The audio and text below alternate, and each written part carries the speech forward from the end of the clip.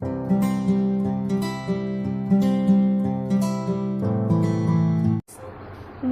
Back to my channel Deep classes, जिसमें हमारा आज का टॉपिक है प्रेमचंद ने तलाक के संबंध में जो दृष्टिकोण प्रकट किया है उसका मूल्यांकन कीजिए।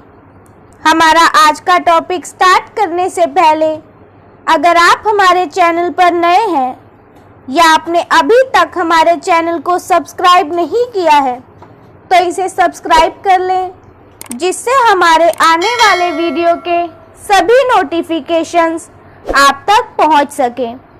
साथ ही MHD से रिलेटेड अदर वीडियोस के लिए आप हमारे चैनल की प्लेलिस्ट में जाकर उन्हें देख सकते हैं।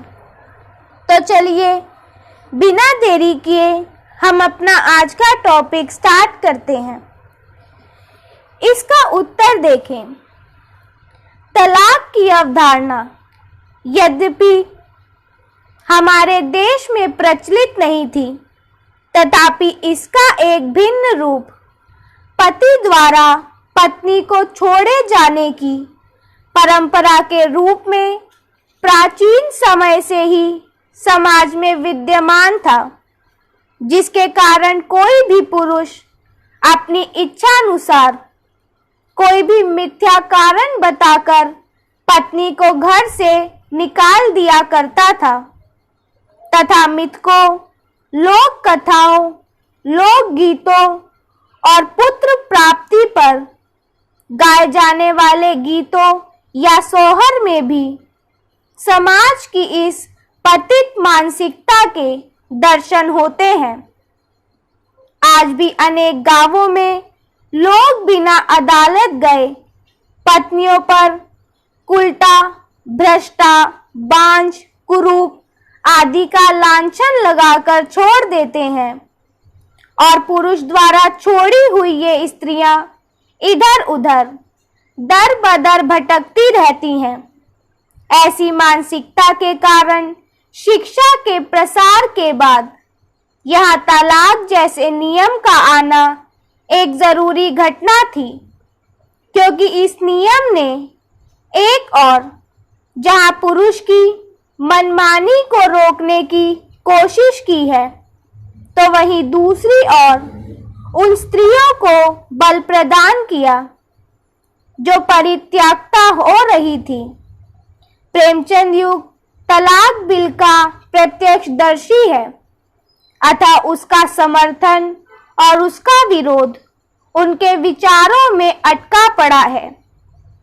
प्रेमचंद ने भी स्त्री मुद्दे पर सर्वाधिक गंभीरता से विचार किया, इसलिए तलाक के विषय पर भी उन्होंने अत्यधिक गंभीरता से फरवरी 1931 में लिखी अपनी टिप्पणी नारी जाति के अधिकार शीर्षक में उन्होंने स्त्री पुरुष में असमानता मानने वाली मानसिकता पर दुख प्रकट करने के साथ ही तलाक नियम को स्त्री पुरुष दोनों पर समान रूप से लागू करने पर बल दिया और यह कहा कि तलाक के दौरान पुरुष की आधी संपत्ति पर स्त्री का अधिकार होना अनिवार्य है। यदि मौरूसी संपत्ति है तो भी उसके एक अंश पर स्त्री का अधिकार होना चाहिए। प्रेमचंद ने यह अत्यंत महत्वपूर्ण टिप्पणी के आधार सर हरि सिंह गौड़ का तलाक बिल की समस्या के अंतर्गत नारी की स्थिति के विषय में स्पष्ट लिखा है कि स्त्री में रूप ना हो, वह फुहर हो, उसके संतान ना होती हो या किसी कारणवश उससे असंतुष्ट हो तो उसके लिए रास्ता साफ है। लेकिन पुरुष में कितनी ही बुराइयां हो, स्त्री के लिए कितनी शरण नहीं। यह एक तरफी नीति बहुत दिनों तक चली, लेकिन अब नहीं चल सकती। प्रेमचंद गोदान के माध्यम से इसका एक उदाहरण भी प्रस्तुत करते हैं, जिसमें राय साहब की बेटी मीनाक्षी अपने पति के दुराचरण की वजह से उससे तलाक लेती है और गुजारे के लिए दावा भी करती है। प्रेमचंद ने इसके विषय में लिखा है, गुजारे की मीनाक्षी को जरूरत ना थी, मैके में वह बड़े आराम से रह सकती थी, मगर वह दिग्विजय सिंह के मुंह में कालिक लगाकर यहाँ से जाना चाहती थी। वस्तुतः यह स्त्री में आने वाली उस चेतना का प्रतीक था जो शिक्षा के प्रसार के कारण स्त्री में आई थी, और तलाक कानून भी उनके साथ तब पति की लंपटता से मुक्ति पाने के अधिकार के रूप में उभरता है। प्रेमचंद ने तलाक के विषय में गोदान में इस टिप्पणी में सूक्ष्म विवेचन करते हुए स्त्री पुरुष संबंधों की एक नई परिभाषा दी।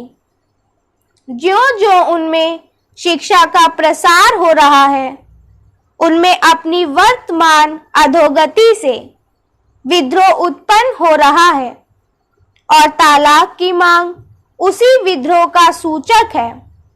इसलिए सुखदा नारी को पति की दास्ता से मुक्ति की कामना करते हुए कहती है कि तलाक की प्रथा यहाँ हो जाने दो, फिर मालूम होगा कि हमारा जीवन कितना सुखी है।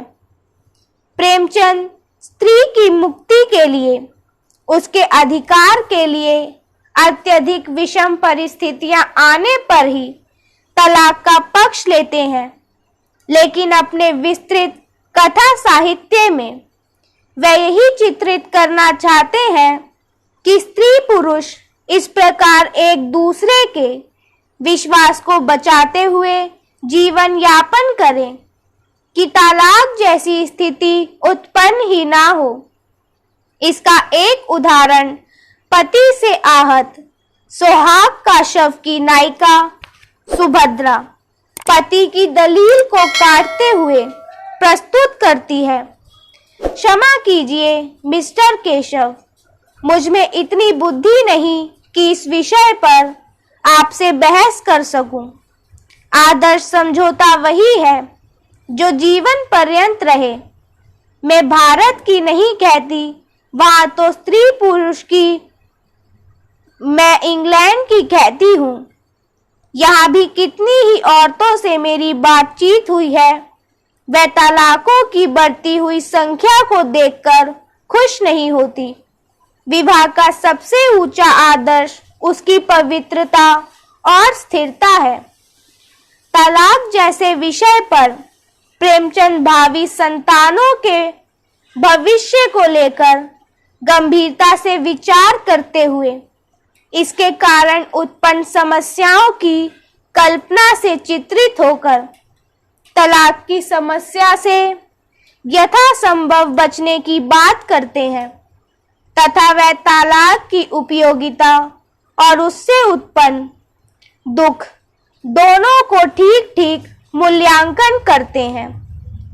तो इसी के साथ हमारा आज का टॉपिक यही खत्म होता है, जिसमें हमने जाना प्रेमचंद ने तलाक के संबंध में जो दृष्टिकोण प्रकट किए हैं। तो चलिए, अगर हमारा आज का वीडियो आपको पसंद आया हो तो वीडियो को लाइक एंड शेयर करें, और हमारे आने वाले सभी वीडियो के नोटिफिकेशंस के लिए हमारे चैनल को सब्सक्राइब करें। Thank you for watching.